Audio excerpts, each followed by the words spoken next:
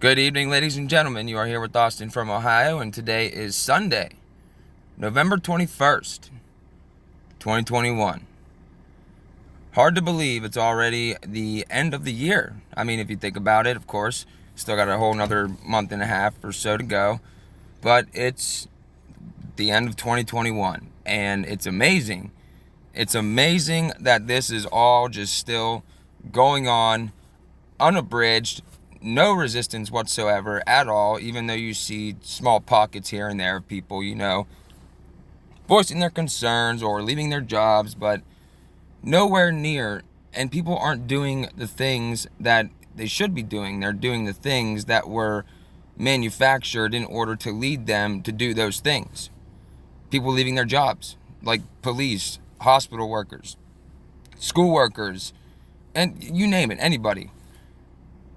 They leave their job because of the mandate. That's what they wanted to do. Do you guys remember the what's it called? The BlackRock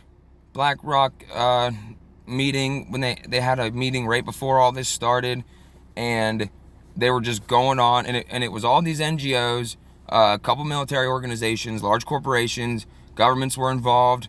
It was a sit down like 6 months before. It was the summer of 2019. 6 months before, or 3 or so months before, this whole thing started, and a few months before Event 201 even. So they literally sat there and they said that they needed to have all these businesses are not coming into the future. They're not coming into this new world that they have set up. They're at all. Most small businesses last year just totally went under. I personally know of 3 in this area, my area, different towns, that went under because they just couldn't. They couldn't maintain enough of a profit margin in order to keep the business open and it be a viable way to make a living.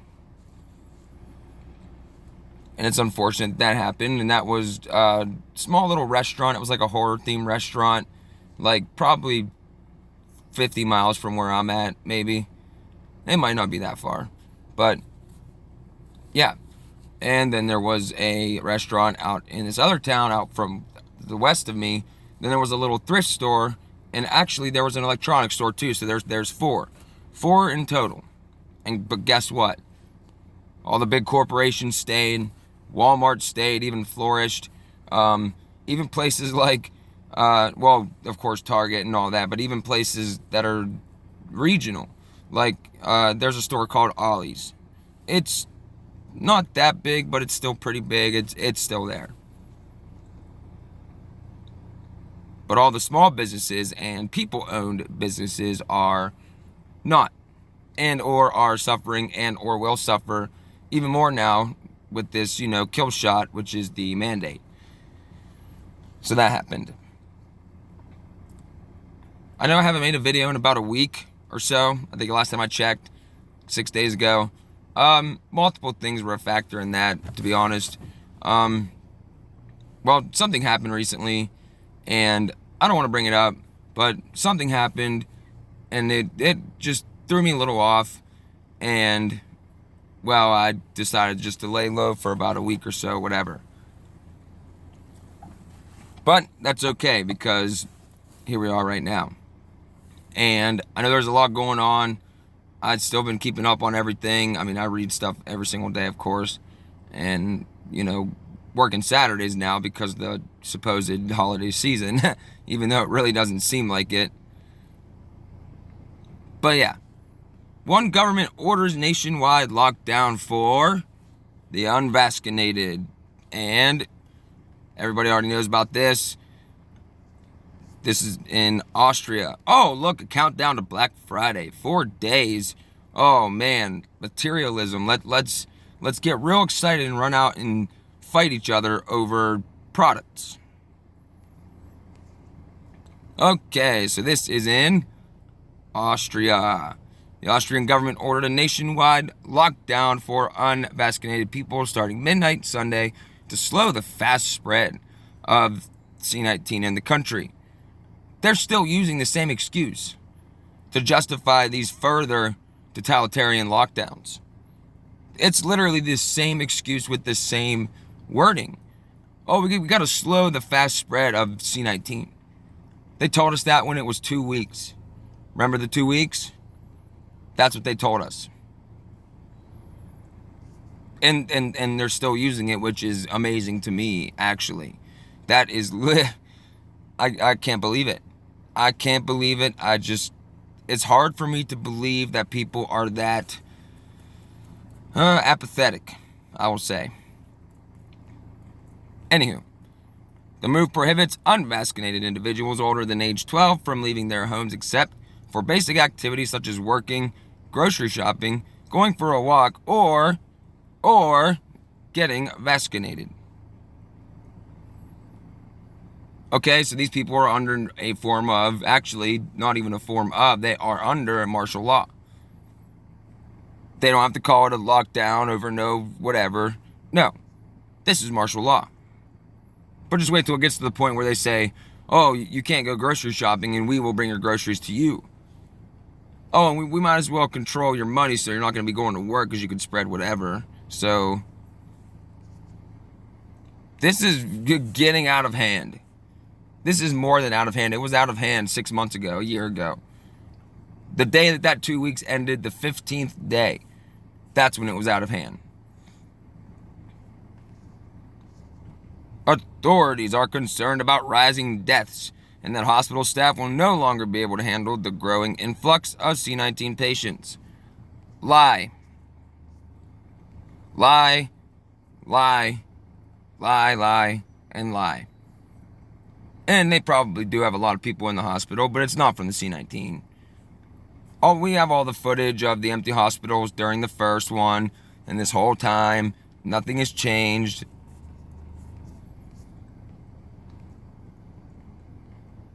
I was even in a hospital recently, and I asked one of the nurses, I said, hey, do you guys see an influx, like a lot of, people coming in with C19? And she said, oh, no, not more than usual, actually, just people here for the regular old ironclad stuff. Well, there you go. That's what I said to her. I said, well, there you go. And I just walked away.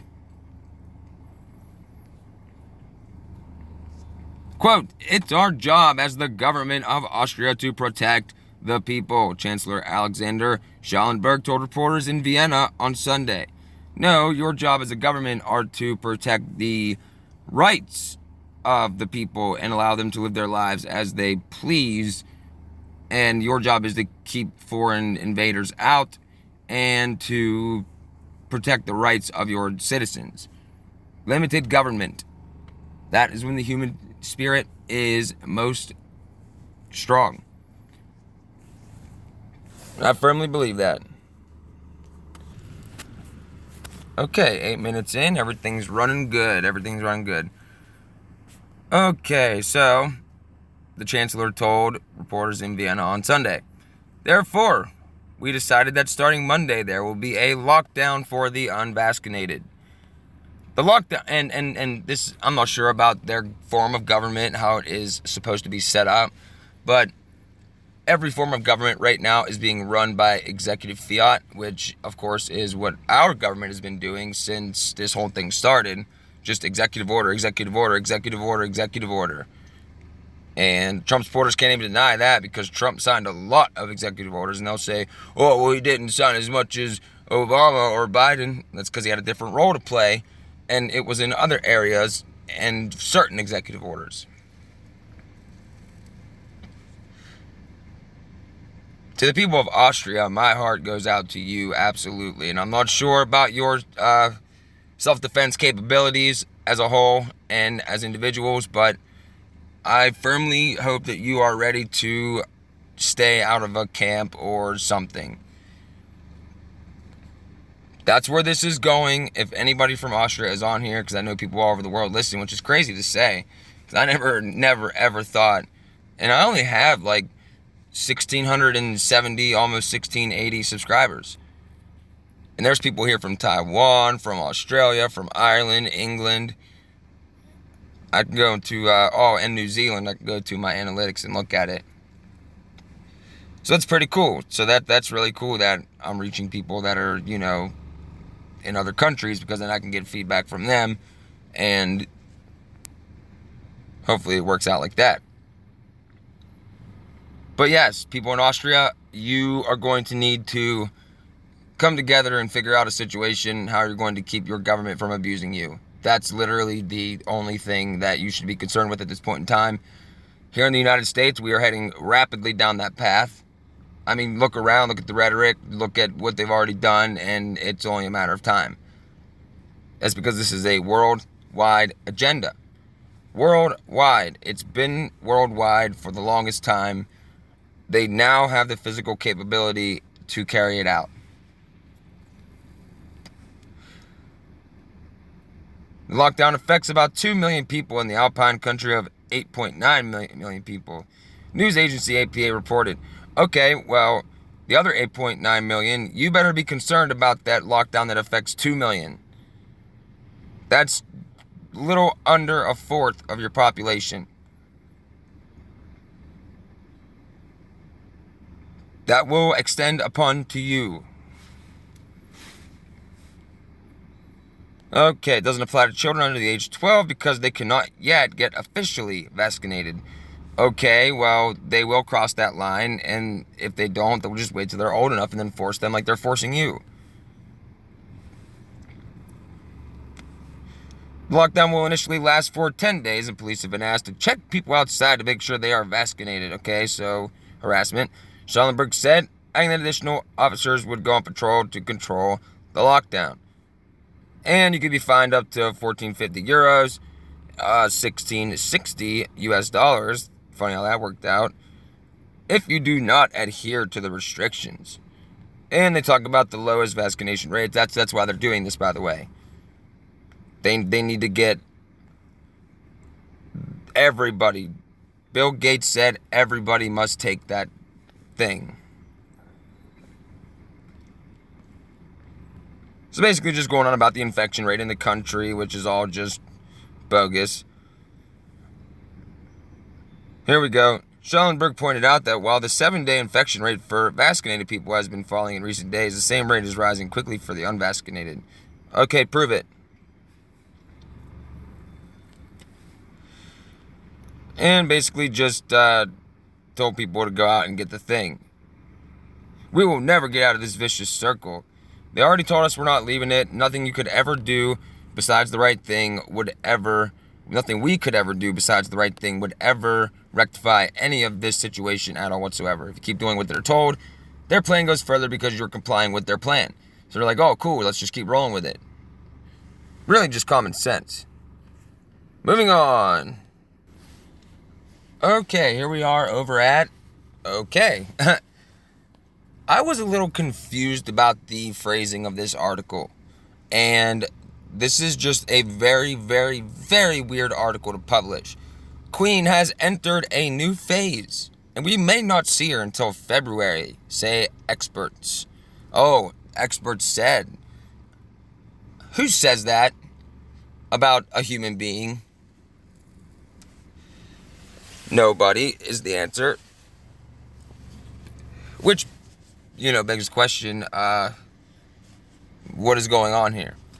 Her Majesty is unlikely to be seen in public for the rest of the year, according to royal experts. Oh, this is going to crash my recording app, isn't it? I am very, very sorry, guys. I actually had to leave that one because it was very laggy. There were a lot of pop-ups, and it would have most definitely crashed the recording app, so I had to leave. But basically, that article just says that the Queen has entered a new phase. New phase of what? And then they came out and said, in her ruling, in her reign. I don't think so. I just thought it was very weird, and I was just going to show you that because it was just a weird thing to post, and it just further proves the point that these people are something else. So we'll just move on to this one. Oklahoma National Guard goes rogue after new commander rejects the mandate. Pentagon to respond appropriately. Okay, well, this is exactly what they wanted. Because now they could fill that role with, say, UN troops. National Guard's not working out, get a new commander. If not, well, we can bring one in. The Biden administration is having another bad week. One day before an appeals court upheld a stay against Biden's vaccine or test requirement for private businesses, the Oklahoma National Guard rescinded the Pentagon's requirement that service members receive the C-19 vaccine. On Wednesday, Oklahoma Governor Kevin Stitt announced Army Brigadier General Thomas Mancino as the state's new adjutant general, replacing Army Major General Michael Thompson, a vaccine advocate who was previously scheduled to transfer command to Mancino on January 15, 2022. So, Oklahoma, you guys are... You should just be on watch. You should just be on watch. This is very weird. Mancino's first order of business, a memo formally rescinding the C-19 vaccine requirement for guardsmen. No Oklahoma guardsmen will be required to take the C-19 vaccine, it reads, adding that Governor Stitt is the force's lawful commander-in-chief when not mobilized by the federal government. No negative administrative or legal action will be taken against guardsmen who refuse the C-19 vaccine. That's good. It's a very good thing. Oh, look at these pop-ups. Come on. I am truly sorry about all of these ads. I hate that. I hate when you go just to read an article and then, ads just pop up everywhere and it crashes recording apps because it doesn't work well together. Anyway, what I was going to say, what this is leading to, the National Guard going rogue, which is, at first a good thing. It will lead to the Pentagon responding, as they've already said and will say here in this article, and it will lead to a change in leadership at the National Guard level. Okay, so let's get down here. When reached for comment, the Pentagon said they would respond appropriately to the memo. We are aware of the memo issued by the Oklahoma Adjutant General regarding C-19 vaccination for guardsmen and the governor's letter requesting exemption. We will respond to the governor appropriately, Pentagon spokesman John Kirby told Axios in a statement, adding that said Secretary Austin believes that vaccinated force is more ready force. That's why he has ordered mandatory vaccines for the total force, and that includes our National Guard, who contribute significantly to national missions at home and abroad.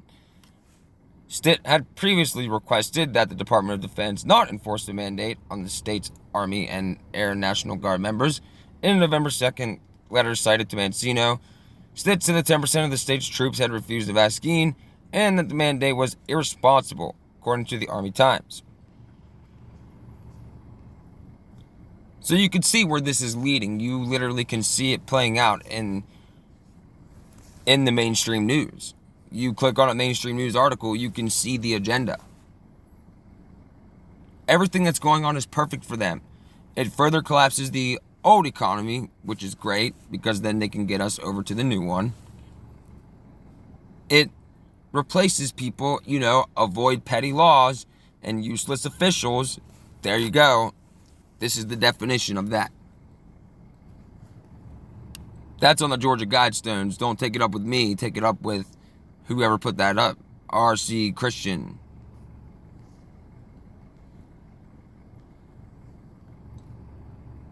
Although National Guard troops do belong to their governors when not mobilized by the Pentagon, federal requirements often supersede any state uses of the Guard, as senior leaders often emphasize. That's because the vast majority of Guard funding, training, equipment comes from the federal government. Yeah, and that's the problem. That funding should technically come from us within the state. If the federal government is funding and training the National Guard, that means they're not on our side.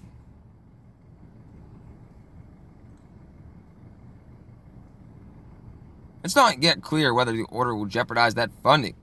Title 32, section of the U.S. Code that pertains to the National Guard included a section specifying that the states do not comply with Title 32 regulations forfeit their federal funding for the Guard. It's not clear, though, whether the vaccine mandate meets that legal threshold. Well, I will say they will make it fit. They will. And this is just ridiculous. This is why the federal government should not be in control of things at the state level. And you could say, oh, well, it's called the National Guard. Technically, yeah, but it's supposed to be per state. That's why there's a state National Guard, but the federal government took it over. The state administration is confident they have the authority to defy the Biden administration. Top spokesperson Charlie Hanema told Army Times that the only way Oklahoma would forfeit any federal funding for failing to comply with Title 32 would be to ignore the lawful order of the duly elected civilian authority, the governor of Oklahoma. National Guard Bureau spokesperson Air Force Major Matthew Murphy begged to differ, telling Stars and Stripes that the vax mandate was a legal gray area that would have to be reviewed by our lawyers. Oh, of course. And basically, this is where the difference between Title 32 and Title 10 becomes a real issue, said Murphy. In most instances, the guardsmen are in their Title 32 capacity, which means they're on state duty. In order to be federalized, they have to be on Title 10. As we said, not a great week for the Biden administration. And this is happening all over. This is happening all over the country with police, National Guard, hospitals, everybody. And that's literally the entire point. Moving on. Alright, here we are over at this one, and this comes to us from Free Thought Project. Metaverse is Big Brother in disguise. Freedom meted out by technological tyrants.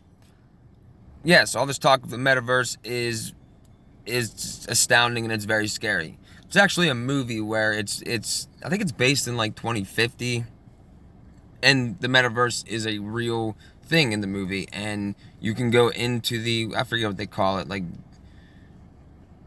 I forget, I just seen a thing for it, but you plug into this virtual world, and you go into this virtual world and you live your life, and it's set up like a society. That is terrifying. Who would ever want to live like that? There's a lot more that goes into the metaverse than meets the eye. The masses of people are just like, oh, cool, metaverse, that probably has to do with better internet. Oh no, it's a lot deeper than that. It's a lot deeper than that. The term metaverse, like the term meritocracy, was coined in sci-fi dystopia novel written as cautionary tale. Yes, cautionary tale. Then techies took metaverse and technocrats took meritocracy and enthusiastically adopted what's meant to inspire horror. Antonio Garcia Martinez. Welcome to the Matrix, i.e. metaverse, where reality is virtual. Freedom is only as free as one's technological overlords allow. Artificial intelligence is slowly rendering humanity unnecessary, inferior, and obsolete. This is already done. I think I have an article somewhere in all of the articles that I have where AI has now created its own AI. Do you understand the implications of something like that? Can you actually envision that in your small mind? And again, not talking to my regular listeners.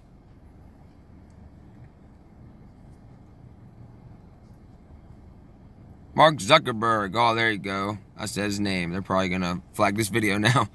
CEO of Facebook sees this digital universe, the metaverse, as the next step in our evolutionary transformation from human-driven society to a technological one. This is literally the New World Order system. This is the system they have envisioned. A scientific dictatorship. This was written about in the 1800s. You don't believe me? Go dig it up. Yet while Zuckerberg's vision for this digital frontier has been met with a certain degree of skepticism, the truth, as journalist Antonio Garcia Martinez concludes, we're already living in the metaverse. The metaverse is, in turn, a dystopian meritocracy where freedom is a conditional construct based on one's worthiness and compliance. Oh, this guy's on fire. Oh, what's up with this pop-up? I'm just very cautious when it comes to those. In a meritocracy, rights are privileges afforded to those who have earned them. There could be no tolerance for independence or individuality in a meritocracy, where political correctness is formalized, legalized, and institutionalized. Likewise, there could be no true freedom when the ability to express oneself, move about, engage in commerce, and function in society is predicated on the extent to which you are willing to fit in. Sound familiar?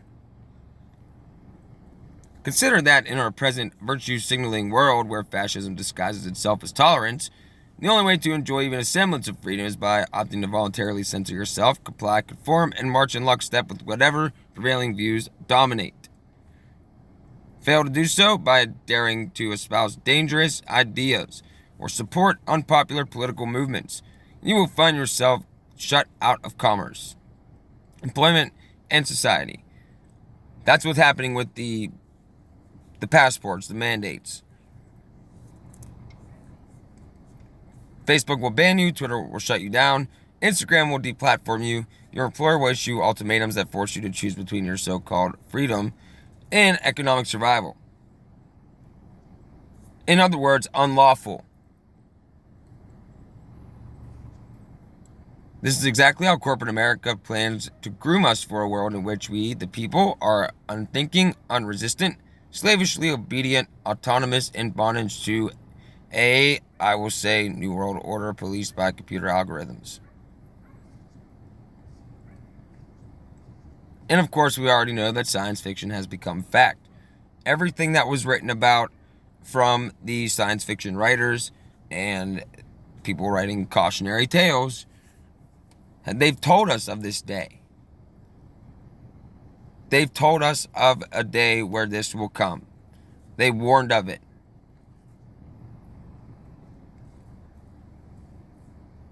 "20-some years after the Wachowskis' iconic film The Matrix introduced us to a futuristic world in which humans exist in a computer-simulated non-reality powered by authoritarian machines, a world where the choice between existing in denial-ridden virtual dream state or facing up to the harsh, difficult realities of life comes down to a blue pill or red pill. We stand at the precipice of a technologically dominated matrix of our own making. We're living in the prequel to The Matrix with each passing day, falling further under the spell of technologically driven virtual communities, virtual realities, and virtual conveniences managed by artificially intelligent machines that are a fast track to replacing human beings and eventually dominating every aspect of our lives. The Matrix, a computer programmer Thomas Anderson, aka Hacker Neo, wakened from a virtual slumber by Morpheus, freedom fighter seeking to liberate humanity from a lifelong hibernation state imposed by hyper-advanced artificial intelligence machines that rely on humans as organic power source. That literally is our world today. What do you think it's going to be like in 10 years? If we're even still doing this in 10 years. Will I still be making videos in 10 years? If I'm alive, yes.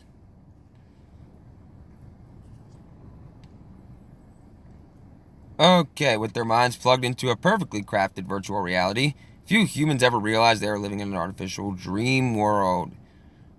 Neo's given a choice to take the red pill, wake up and join the resistance, or take the blue pill, remain asleep, and serve as fodder for the powers that be. Most people opt for the blue pill.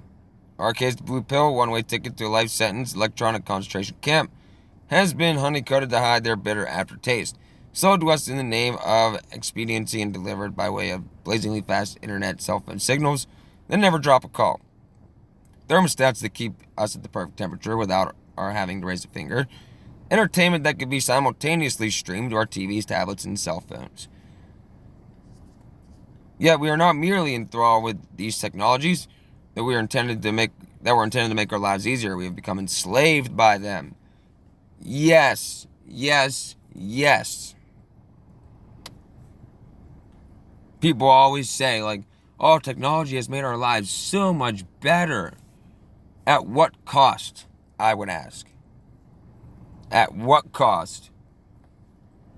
Because it costs a lot.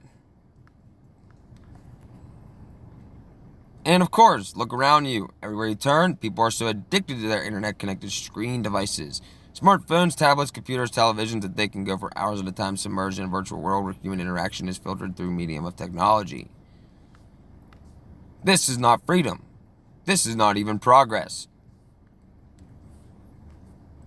Do people actually take these stupid polls? There's no way that 28,448 people did this. That is a virus waiting to happen. This is technological tyranny and iron-fisted control delivered by way of the surveillance state. Corporate giants such as Google and Facebook, and government spy agencies such as National Security Agency. So consumed are we with availing ourselves of all the latest technologies that we have spared barely a thought for the ramifications of our heedless, headlong stumble toward a world in which our abject reliance on internet-connected gadgets and gizmos is grooming us for a future in which freedom is an illusion. That's literally where we are right now. Yet it's not just freedom that hangs in the balance. Humanity itself is on the line. If ever Americans find themselves in bondage to technological tyrants, we will have only ourselves to blame for having forged the change through our own lassitude, laziness, and abject reliance on internet-connected gadgets and gizmos that render us wholly irrelevant. Indeed, we're fast approaching Philip K. Dick's vision of the future as depicted in the film Minority Report. There, police agencies apprehend criminals before they can commit a crime. Driverless cars populate the highways and a person's biometrics are constantly scanned and used to track their movements, target them for advertising, and keep them under perpetual surveillance. Cue the dawning of the age of the Internet of Things, in which internet-connected things monitor your home, your health, and your habits in order to keep your pantry stocked, your utilities regulated, and your life under control and relatively worry-free. The key word here, however, is control. In the not-too-distant future, just about every device you have, and even products like chairs that you don't normally expect to see technologically, and will be connected and talking to each other. By the end of 2018, there were an estimated 22 billion Internet of Things connected devices in use around the world. Forecasts suggest that by 2030, around 50 billion of these Internet of Things devices will be used around the world, creating a massive web of interconnected devices spanning everything from smartphones to kitchen appliances. Now, think about that. Think about the Internet of Bodies. Human beings themselves connected to the internet. That is lunacy. Look what that does to your so-called great devices. And if they get us over to this new system, we are literally, we're cooked. There's no other way to put it. This new system will forever dominate the human. Nobody will ever be able to come together and resist ever again. So they think. But they underestimate us and they underestimate God. Estimated that 127 new IoT devices are connected to the web every second. Think about that number. Think about that amount of devices. That is crazy. And if you actually think about it, like, oh, how many hundreds are in 1,000? Okay, 10. And then 10,000s is 10,000. That's already a lot. 50 billion. This connected industry has become the next big societal transformation, right up there with the Industrial Revolution. Yes, it's the fourth Industrial Revolution. Watershed moment in technology and culture. Between driverless cars that completely lacking a steering wheel, accelerator, or brake pedal, and smart pills embedded with computer chips, sensors, cameras, and robots, We are poised to outpace the imaginations of science fiction writers such as Philip K. Dick and Isaac Asimov. By the way, there's no such thing as driverless cars. Someone or something will be driving, but it won't be you. That's a fact. It's not a driverless car. It's a human driverless car. It's still being driven, but by weird technology connected to everything, including yourself. They will truly be as God as they want. And that takes us back to the original lie. The very first lie ever told. These internet-connected techno gadgets include smart light bulbs that discourage burglars by making your house look occupied, smart thermostats that regulate the temperature of your home based on your activities, smart doorbells that let you see who's at your front door without leaving the comfort of your couch. Isn't that crazy? Whatever happened to getting up and going to the door and opening it?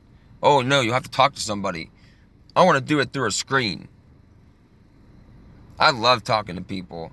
I talk to people so much, everybody, all the time. Nest, Google's suite of smart home products, has been at the forefront of the connected industry. With such technologically savvy conveniences as a smart lock that tells your thermostat who is home, what temperatures they like when your home is unoccupied, a home phone service system that interacts with your connected devices to learn when you come and go, alert you if your kids don't come home, sleep system that will monitor when you fall asleep, when you wake up, and keep the house noisy and temperature in a sleep-conductive state. That just sounds terrifying. Why would anybody want that? How gone and disconnected are you already? It's funny, they're connecting, but they're disconnected from actual humans. This is the first time in history something like this has ever been done. To this level, with machines and artificially intelligent systems that are self-aware. And a lot of people don't actually understand artificial intelligence.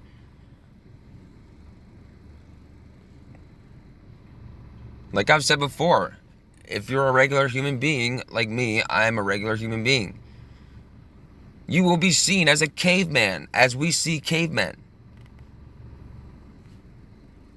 Because of this. You will be able to learn so much in a fraction of a second, a nanosecond. You will be able to learn 1,000 years worth of knowledge. We will be obsolete, literally. Okay, so just skip that paragraph. I'm going to do some skipping through here because I have other things that I really want to get to. Longer articles like this, but I will link this. Yet given the speed and trajectory at which these technologies are developing, it won't be long before these devices are operating entirely independent of their human creators, which poses a whole new set of worries. As technology expert Nicholas Carr notes, as soon as you allow robots or software programs to act freely in the world, they're going to run up against ethically fraught situations and face hard choices that can't be resolved through statistical models.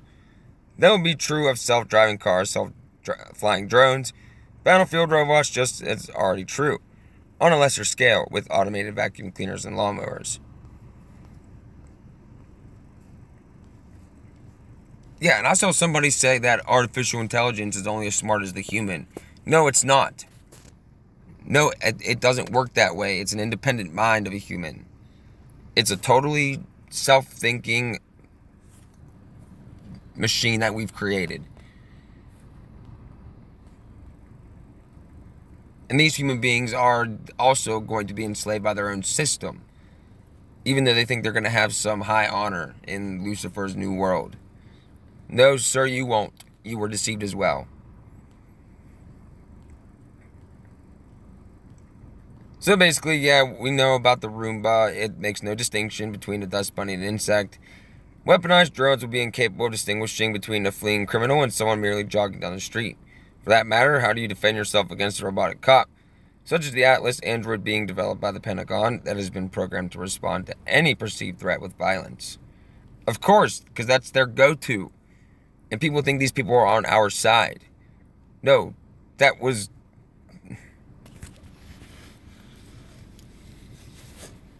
Oh man. Oh man. Moreover, it's not just our homes and personal devices that are being reordered and reimagined in this connected age. It's our workplaces, health systems, our government, our bodies, and our innermost thoughts are being plugged into a matrix over which we have no real control. It is expected that by 2030 we will all experience the Internet of Senses, enabled by artificial intelligence, virtual reality, augmented reality, with 5G. Oh, I said it. And automation.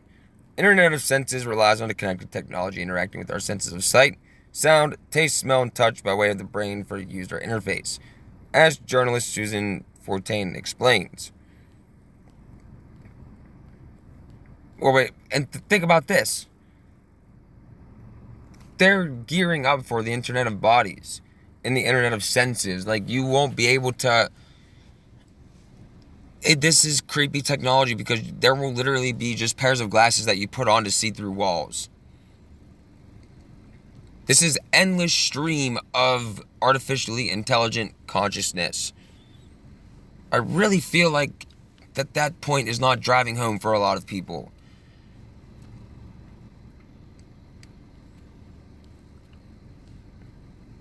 Many predict that by 2030, the lines between thinking and doing will be blurred. 59% of consumers, I hate that word, believe that we will be able to see map routes on VR glasses by simply thinking of a destination. By 2030, technology is set to respond to our thoughts and even share them with others. Imagine that. A machine filtering your thoughts and sharing your thoughts on a screen. Come on, that is so...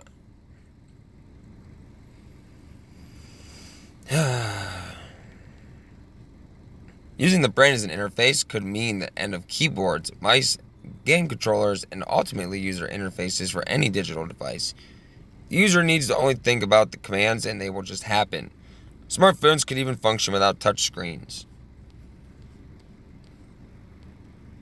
So, by 2030, thoughts become action. Using the brain as the interface, for example, users will be able to see map routes on VR glasses by simply thinking of a destination. Sounds will become an extension of the devised virtual reality. Users could mimic anyone's voice realistically enough to fool even family members. Yeah, these are the real implications of this. Real food will become secondary to imagined tastes. A sensory device for your mouth could digitally enhance anything you eat so that any food can taste like your favorite treat. Smells will become a projection of this virtual reality, so that virtual visits to forests or the countryside, for instance, would include experiencing all the natural smells of those places. While in real reality, you're sitting on your couch. Sitting at home in the real world, empty streets, while they have military dominance. But it's alright because you're so entertained that you won't come out of your house. And it's going to be tough to resist this stuff. I mean, think about it. We're human beings. It's going to be tough to resist this stuff.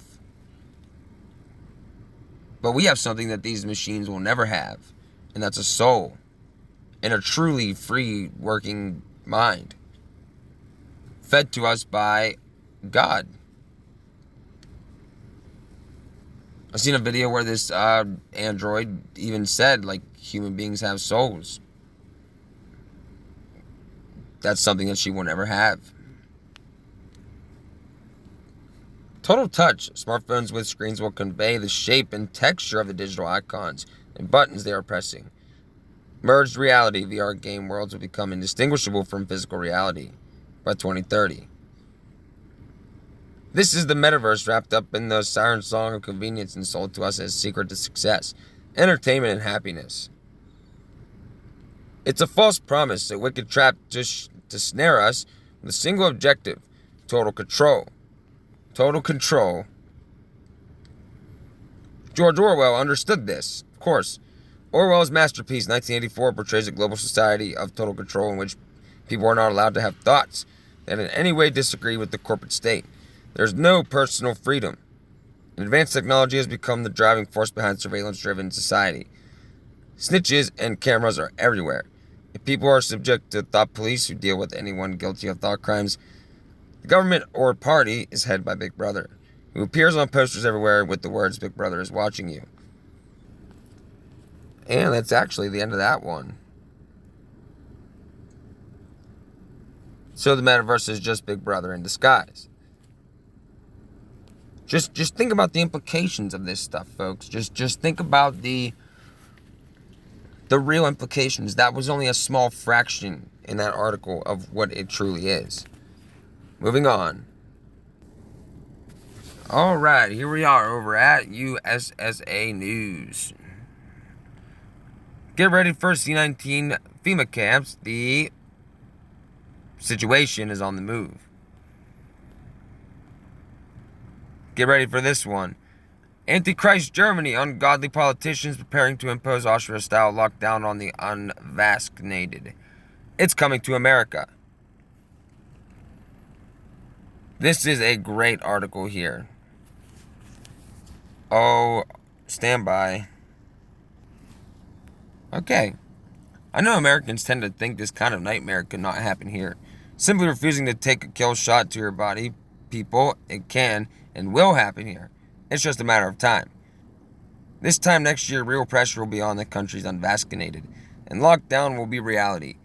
You could thank Google, social media, the liberal demonic news for approving someone like, and his kind to run the country. Tribulation. Germany is preparing to follow the example of Austria by imposing new lockdown measures that will exclusively apply to the unvaccinated. Okay, as we highlighted yesterday, Austrian authorities are enforcing a new measure by having police patrol supermarkets and highways, stopping people and checking their vaccination status. Oh, screen froze for a minute. Similar scenes could now be about to unfold in neighboring Germany. Guardian reports that the situation in the country is worse now than it was before the vaccine was introduced. Tuesday, the country's disease control agency, the Robert Koch Institute, recorded a 7-day incidence rate of 312 cases per 100,000 people, with several areas at more than 1,000. A year ago, before the vaccine was introduced, the rate stood at 139, reports the newspaper. That's funny. That's real funny, ain't it? While not as stringent as the measures imposed on unjabbed Austrians, several states are now moving to exclude the unvaccinated from numerous venues. The state of Saxony, where 85% of ICU beds are occupied by C-19 patients, became the latest to introduce so-called 2G rules in all non-essential shops and facilities, meaning only people who could prove they have been vaccinated or have recovered from C-19 will be allowed entry. Saxony's social minister, Petra Kopping, said that in addition, tests would be required if the incidents continued to rise to the extent that hospitals were unable to cope. 2G is reference to the German words for vaccinated and recovered, geimpft and genesen.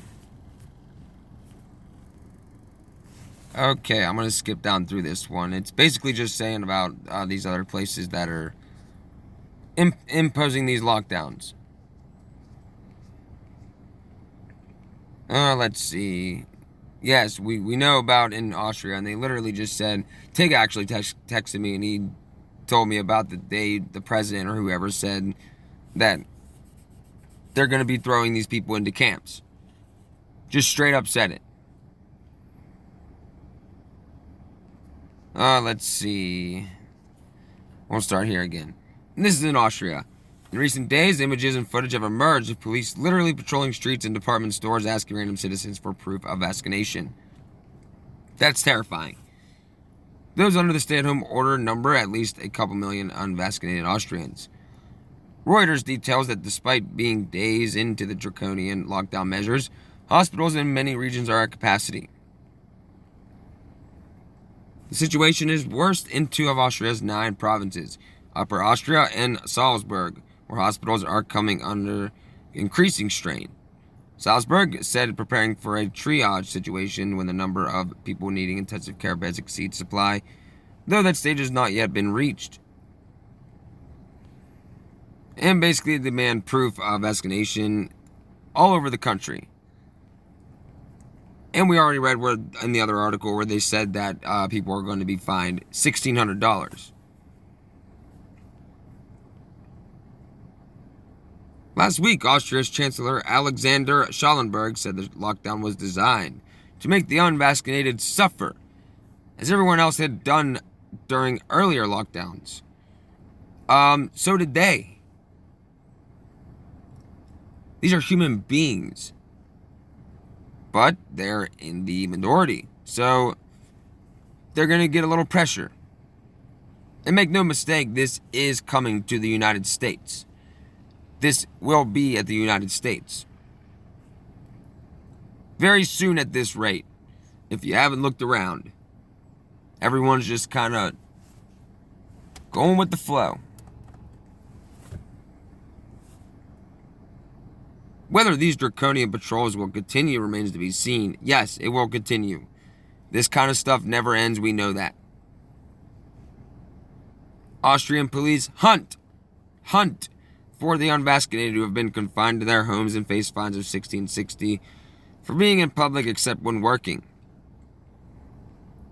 Think about that. Recall too that Israel was early on among the most vaccinations. Yet, this summer, the country has experienced a huge surge as the Delta variant spread.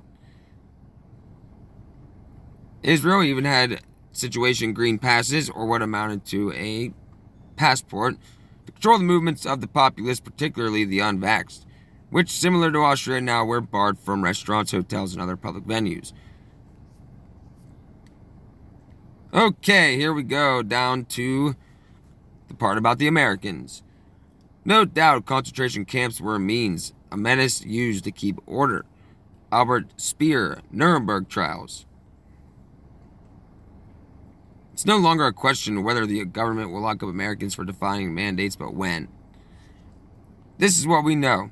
The government has the means, the muscle, and the motivation to detain individuals who resist the orders and do not comply with its mandates in a vast array of prisons, detention centers, and FEMA concentration camps, paid for with taxpayer dollars. Yeah, we built our own prison camps. Think about that one. It's just a matter of time. It no longer matters what the hot button issue might be. Vaccine mandates, immigration, gun rights, abortion, same-sex marriage, healthcare, criticizing government, protesting election results, whatever, or which party is wielding its power like a hammer. The groundwork has already been laid. And we get down here toward indefinite detention. Under the indefinite detention provision of the National Defense Authorization Act, the President and the military can detain and imprison American citizens with no access to friends, family, or the courts if the government believes them to be a terrorist. So it should come as no surprise that merely criticizing the government or objecting to a C-19 vaccine could get you labeled as a terrorist. After all, it doesn't take much to be considered a terrorist anymore, especially given that the government likes to use words anti-government, extremist, and terrorist interchangeably. Yes. For instance, the Department of Homeland Security broadly defines extremists as individuals, military veterans, and groups that are mainly anti-government, rejecting federal authority in favor of state or local authority, or rejecting government authority entirely.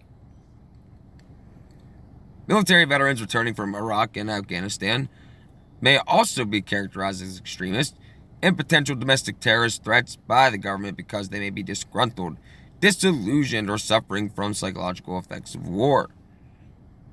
They send you to fight their war and then they treat you like this at home. It's literally what they do. It's policy. It's literally policy. Indeed, if you believe in and exercise your rights under the Constitution, namely your right to speak freely, worship freely, associate with like-minded individuals who share your political views, criticize the government, own a weapon, demand a warrant before being questioned or searched, in any other activity viewed as potentially anti-government, bigoted, racist, bigoted, anarchic, or sovereign, you could be the top of the government's terrorism watch list. And this is the fact. This is scary stuff, guys. This is scary stuff.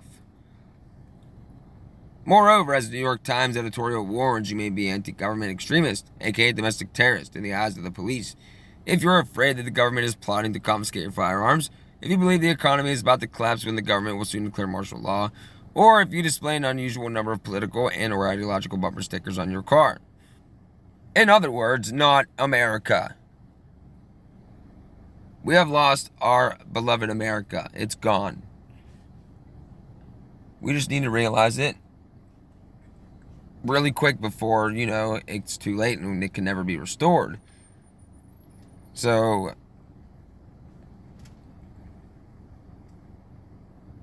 according to the FBI, you might also be classified as a domestic terrorism threat if you espouse conspiracy theories or dare to subscribe to any views that are contrary to the government's. The government also has a growing list shared with fusion centers and law enforcement agencies of ideologies, behaviors, affiliations, and other characteristics that could flag someone as suspicious and result in their being labeled potential enemies of the state. This is what happens when you not only put the power to determine who is a potential danger in the hands of government agencies, the courts, and the police, but also give those agencies authority to lock individuals up for perceived wrongs. It's a system just begging to be abused by power-hungry bureaucrats desperate to retain their power at all costs. It's happened before. Yeah, in this country, it's happened before, many times. As history shows, the U.S. government is not averse to locking up its own citizens for its own purposes. One need only go back to the 1940s when federal government proclaimed that Japanese Americans labeled potential dissidents could be put in concentration, aka internment camps, based only upon their ethnic origin, to see the lengths of the federal government will go in order to maintain order and homeland. And it's a lot worse now because of, Department of Homeland Security and all these other agencies that are interconnected, and the Department of Homeland Security is literally a military-industrial complex.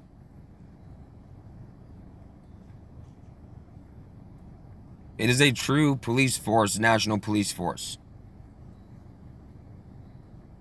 The U.S. Supreme Court validated the detention program of Korematsu versus U.S. 1944, concluding that the government need to ensure the safety of the country trump personal liberties.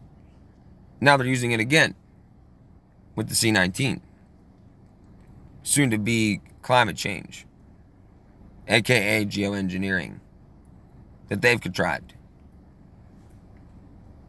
Although that Korematsu decision was never formally overturned, Chief Justice Roberts opened in Trump v. Hawaii 2018 that forcible relocation of U.S. citizens to concentration camps solely and explicitly on the basis of race is objectively unlawful and outside the scope of the presidential authority. So these are all links in here. Robert's statements provide little assurance of safety in light of the government's tendency to sidestep the rule of law when it suits its purposes, pointing out that such blatantly illegal detentions could happen again, with the blessing of the courts. Justice Scalia once warned, in times of war, the laws fall silent. And that's what they're operating on right now, actually, because they're in a war against us. 100%. In fact, the creation of detention camps domestically has long been part of the government's budget and operations, falling under the jurisdiction of FEMA, Federal Emergency Management Agency, in which FEMA is part of Homeland Security now. FEMA's murky history dates back to the 1970s when President Carter created it by way of executive order, merging many of the government's disaster relief agencies into one large agency. And now, with its absorption into the DHS, it's an even larger government agency consisting of all these different ones. During the 1980s, however, reports began to surface of secret military-type training exercises carried out by FEMA and Department of Defense, codenamed Rex 84. 34 agencies, including the CIA and Secret Service, were trained on how to deal with domestic civil unrest. It's been like 50 years they've been hard training, very hard training to do this. FEMA's role in creating top-secret American internment camps is well documented. Be careful who you share this information with. It turns out that voicing concerns about the existence of FEMA detention camps is among the growing list of opinions and activities which may take a federal agent or government official think you're an extremist, aka terrorist or sympathetic to terrorist activities. and thus qualify you for indefinite detention under NDAA. Also included in that list dangerous viewpoints that are advocating states' rights, believing a state to be unnecessary or undesirable, conspiracy theorizing, concerned about FEMA camps, opposition to war, organizing for economic justice, frustration with mainstream ideologies, opposition to abortion, opposition to globalization, and ammunition stockpiling. So that's pretty much everybody lumped in all together. Anybody can be picked up at any given time by a federal authority and taken to an undisclosed location. Oh, I think I only got like 8 more minutes until I run out of memory or run out of storage. Now, if you're going to have internment camps on American soil, someone has to build them. Thus, in 2006, it was announced that Kellogg, Brown, and Root, a subsidiary of Halliburton, had been awarded $385 million contract to build American detention facilities. Although the government and Halliburton were not forthcoming about where these domestic detention centers would be built, they rationalized the need for them in case of an emergency influx of immigrants or to support the rapid development of new programs in the event of other emergencies such as natural disasters. Of course, these detention camps are to be used for anyone viewed as a threat to the government, and that includes political dissidents. So it's no coincidence that the U.S. government has, since the 1980s, acquired and maintained, without warrant or court order, a database of names and information on Americans considered to be threats to the nation. As Salon reports, this database, reportedly dubbed Main Core, is to be used by the Army and FEMA in times of national emergency or under martial law to locate and round up Americans seen as threats to national security. There are at least 8 million Americans in the Main Core database. And there's more than that in there now. You could just imagine with the size of the NSA and the funding that they get and all the information they collect of our devices now. Oh yeah, they probably have the entire population under this umbrella. Okay, fast forward to 2009 when the Department of Homeland Security released 2 reports on one on right-wing extremism, which broadly defines right-wing extremists as individuals and groups that are mainly anti-government, rejecting federal authority in favor of state or local authority, or rejecting government authority entirely. And one on left-wing extremism, which labeled environmental and animal rights activist groups as extremists. So, yeah, both on the right and the left side, but the right and the left side like to act better than the other side when their party is in control. But it's both parties that have been responsible for all of this, to push this through. Incredibly, both reports use the words terrorist and extremist interchangeably. Same year, DHS launched Operation Vigilant Eagle, which calls for surveillance of military veterans returning from Iraq, Afghanistan, and other far-flung places, characterizing them as extremists and potential domestic terrorists because they may be disgruntled, disillusioned, or suffering from the psychological effects of war. These reports indicate that for the government, so-called extremism is not a partisan matter. Anyone seen as opposing the government, whether they're left or right or somewhere in between, is a target, which brings us back full circle to the question of whether the government will exercise power it claims to possess to detain anyone perceived as a threat, i.e. anyone critical of the government. Short answer is yes. The long answer is more complicated. However, without courts willing to uphold the Constitution's provisions when government officials disregard it and citizenry knowledgeable enough to be outraged when these provisions are undermined, it provides little to no protection against SWAT team raids, domestic surveillance, police shootings of unarmed citizens, indefinite detentions, and the like. I'm actually going to stop this one here, guys, because there's a lot more reading on this, and I only have like 4 minutes at best left. So we'll go ahead and go back up here. And we'll say the Lord's Prayer. Our Father, who art in heaven, hallowed be thy name. Thy kingdom come, thy will be done, on earth as it is in heaven. Give us this day our daily bread, and forgive us our trespasses, as we forgive those who trespass against us. And lead us not into temptation, but deliver us from the evil one. For thine is the kingdom, the power, and the glory, forever and ever. Amen.